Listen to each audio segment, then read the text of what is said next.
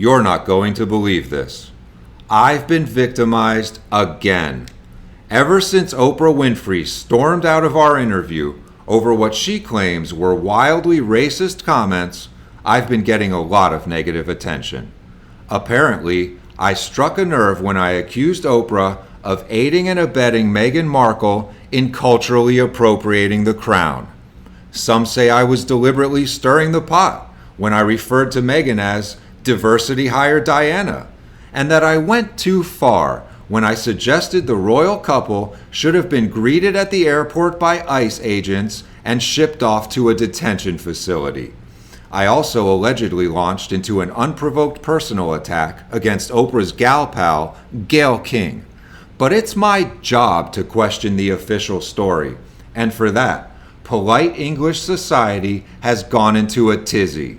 The British tabloids have run hit piece after hit piece against me, claiming my constructive criticism was nothing but bigoted, attention-seeking rubbish. They tried to besmirch my good name, but found it quite unbesmirchable. An overboard backlash of this magnitude usually means more is lurking beneath the surface, so I decided to dig deeper. I watched the video. Granted, Meghan's interview with Oprah went significantly smoother than mine. Though I didn't care for her tone, she appeared genuine and forthcoming. But couldn't a professional actress fool the public? Further research was in order.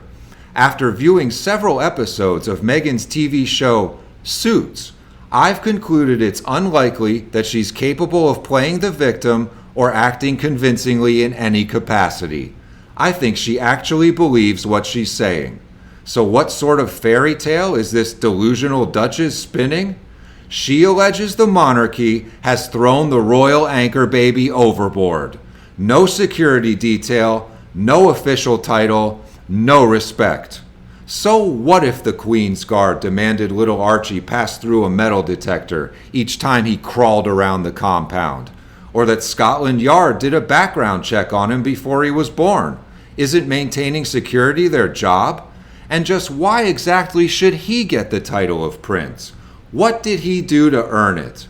Let him pull himself up by his own bootstraps. Handing out money and power to undeserving relatives is not how the monarchy operates. And what about her title? The Duchess of Sussex? Why does it rhyme? Is it some sort of shout out to her hip-hop homeboys back on the block? Meghan Markle's time as princess has been a royal headache. No one asked for the culture war to be brought to the Commonwealth, but it's clear a colorful character like Meghan can change the entire complexion of the palace.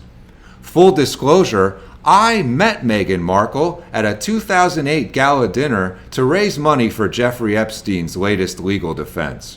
Unfortunately, I can confirm that reports of her bullying palace staff members were not isolated incidents. Meghan was aloof and distant from the moment I approached her. First, she refused to curtsy. Then, during our brief conversation, she rudely tried to walk away several times. After I demanded she give me her phone number, she had the gall to summon security. I endured a salty tirade about boundaries and was removed and trespassed. I've never felt so mistreated.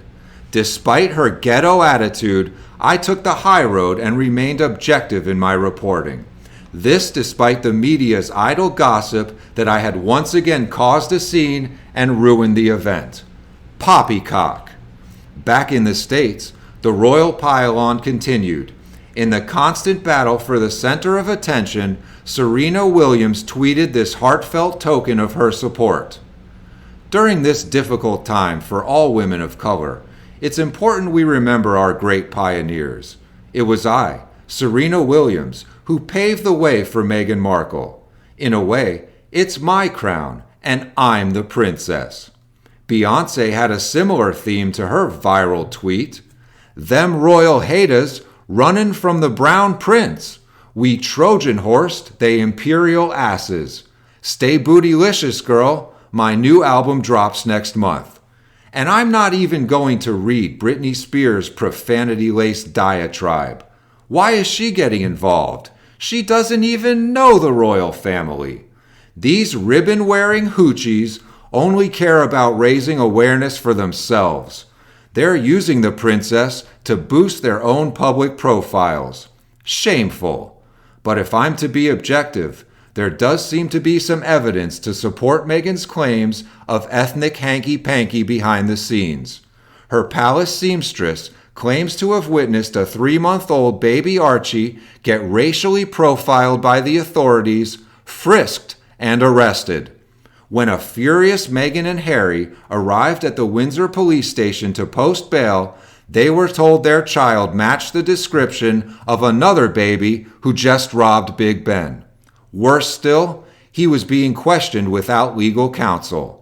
I have evidence proving that Prince Charles phoned the constable's office and claimed his life was being threatened by a potentially armed African American male. That's right. Baby Archie was framed. Finally, the elitism of the royal lineage has been exposed. If only there had been some sort of red flag that people who believe they hail from a noble bloodline may not be the most accepting bunch, or that living in a palace with hundreds of servants could warp a person's values. Remember that ugly little asterisk about Prince Andrew hobnobbing about town with a convicted underage sex trafficker? Maybe sweeping that little landmine under the rug was a sign this family has a few things to hide.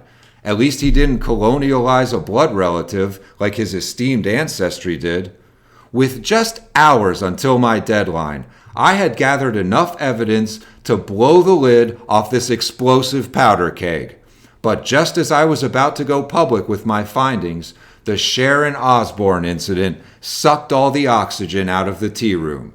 If you're unfamiliar, Sharon's a half-Brit, half-wit with a reputation for ghastly public meltdowns. She's that colicky, tantrum-prone toddler throwing things at you from the back seat while you're trying to drive. Just another non-noble clinging to the monarchy to stay relevant. Sharon was recently forced off her talk show, The Talk, after leaked audio surfaced of her referring to her African-American co-host, Cheryl Underwood, as a quote-unquote bloated Count Chocula marshmallow. Shocking, I know, but not out of character from a woman who spends her days sloshed on brandy and her nights hooked up to a Botox IV. Unfortunately, this royal fluffer hasn't stopped complaining since. Frankly, it's pathetic to watch so-called journalists make the story about themselves. When I heard about this, I was so offended it made me physically ill. I had to go home and lay down for a while. Even now when I think about it, I have difficulty concentrating. And what about the damage to my reputation? No one in the press has retracted their false statements about my fixation on Meghan Markle. The royal family has yet to issue a public apology for dragging me into this. And I'm likely blacklisted from Hollywood again. If anyone is the victim of racism here, it's me. Ladies and gentlemen, fighting a transatlantic skirmish against a brood of aristocratic inbreeds is no small endeavor. It's high time we bid ta-ta to this not-so-majestic legacy. If you're sick and tired of public officials who lead lives of duty and service only to themselves, join the hierarchy of my Patreon page. Link in the description below. Thank you.